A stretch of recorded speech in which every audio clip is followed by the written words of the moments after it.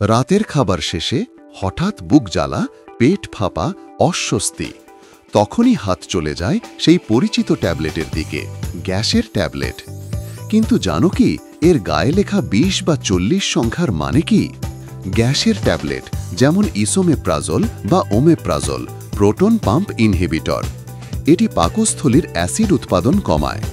২০ mg মানে হালকা মাত্রা, ৪০ mg মানে বেশি শক্তিশালী ডোজ। এই সংখ্যাগুলো শুধু দাম নয়, চিকিৎসার স্তর বোঝায়।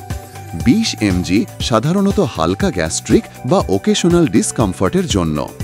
৪০ mg ব্যবহৃত হয় দীর্ঘমেয়াদী অ্যাসিড রিফ্লাক্স বা আলসারের ক্ষেত্রে। তবে চিকিৎসকের পরামর্শ ছাড়া বেশি ডোজ নেওয়া বিপজ্জনক হতে পারে। এই ট্যাবলেট পাকস্থলীর অ্যাসিড উৎপাদনকারী এনজাইমকে ব্লক করে, ফলে খাবার হজমে সহায়তা করে, বুক জ্বালা কমায়। তবে পার্শ্ব প্রতিক্রিয়া থাকতে পারে, মাথা ঘোরা, ডায়রিয়া, ভিটামিন B12 ঘাটতি। তাই মনে রাখো, গ্যাসের ট্যাবলেট ম্যাজিক নয়, এটি বিজ্ঞান।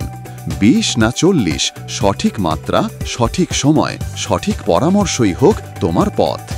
আর একটি কথা মনে করিয়ে দিতে চাই, কমেন্ট বক্সে কমেন্ট করে জানিও আপনি কোন ক্যাপসুল খাচ্ছেন, ২০ না ৪০।